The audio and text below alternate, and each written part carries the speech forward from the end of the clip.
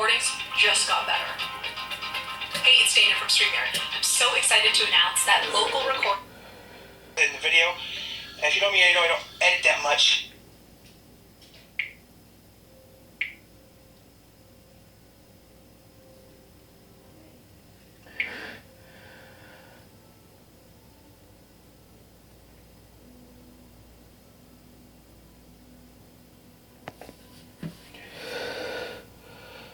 An HOA dispute to the extreme. This massive sign sits at the front yard of a home in a Loveland subdivision.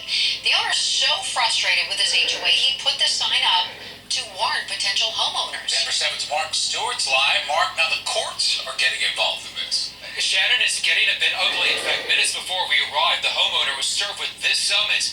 Tonight, he tells me he's going to fight it. We like our house. We've done a lot to it. Yet the sign planted in front of Rich Stevens' home doesn't really fit in with the manicured lawn and landscaping. It's a warning shot to future homeowners in the Alfred Meadows subdivision. It reads, "You could be the next target of the HOA." Why did you put up a sign? I felt it was the only recourse I had. He put up the sign after a long list of disputes with the HOA, including restrictions on the number of planters. The most recent conflict, this colonial flag on the side of the house. The HOA says it's considered a sign and must be removed. I love my country. You know, I served in the military. And it just expresses, this is where it started, The family feels this is a case of selective enforcement. They feel some members of the board are targeting them because of their vocal support for President Trump in the election, which was on display on their front lawn. Someone does not like our political affiliation. Because of that, they started this vendetta. Rich has his supporters, but one neighbor told us, when you live in a neighborhood with an HOA, there are rules, like them or not. People are going to say, there is a need for some limits. There are. But they have to be, they can't be so unreasonable. So Rich says he is not willing to move, but he is willing to go to jail. He just wants a letter of apology and says he will remove that massive sign. The lawyer for the HOA has not responded. Matt Grubbs has this special assignment. I love my neighborhood. Daniel Brock had just arrived home. Actually, I was just parked right in front of my house, so... With a work trailer in tow on a Friday last month. And when I came outside, the security guard was booting the trailer. Brock, who uses the trailer on the weekend, was going nowhere, courtesy of the HOA. To show up, be home less than half an hour, and have a boot on your car seems quite excessive. Empowered by the Ventana Ranch Homeowners Association, which is run by a company called Homeco, a private security patrol has been booting trailers, RVs, and the like on public streets. Definitely confused because this is a city-maintained street. I was parked legally on a city street.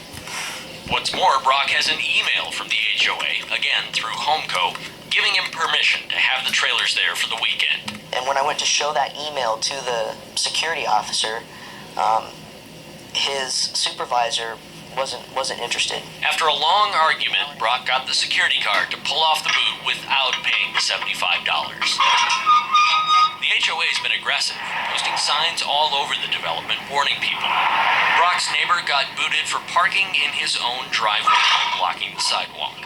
No one at Homeco would answer questions about the HOA policy in person. Unfortunately, I don't have anybody that... It's clear the policy is an issue for the HOA and Homeco. The property manager's voicemail message Unless you are coming in for 7 days with a guest had 40 seconds of parking instructions last week. If you have been booted or towed, you would need to dial 991. We left messages that weren't returned. Homeco's president didn't respond to an email about the policy. We even handed a business card to the CEO. I think the reason that we got together tonight... No one at Homeco would explain or defend the booting. HOAs these days have a lot of power, you can say, to be able to enforce their laws. We told Albuquerque City Councilor Dan Lewis about the issue in his district. Unusual. I mean, I don't think we've ever dealt with an HOA that actually hires a service to boot cars. Albuquerque passed a law last year that says private booting companies like the one the HOA is using must boot, quote, exclusively on private property. These are city streets. And in Albuquerque, privately booting a vehicle or a trailer on a public street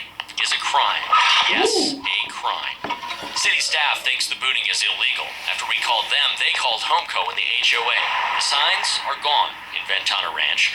Daniel Brock hopes that means he can get back to work worry-free. I kind of have a job that I'd like to do instead of, fight over petty issues. Matt Grubbs, KRQE News 13.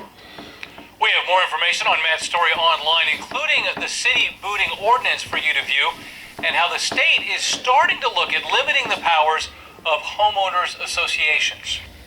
Hi, excuse me, I'm so sorry. I'm just really curious. It looks like you're having a lot of fun. What are you playing? Oh, I'm just playing Pokemon Go. I just caught a Charmander. I'm training up to fight the gym. I love Charmander. I gotta download this and start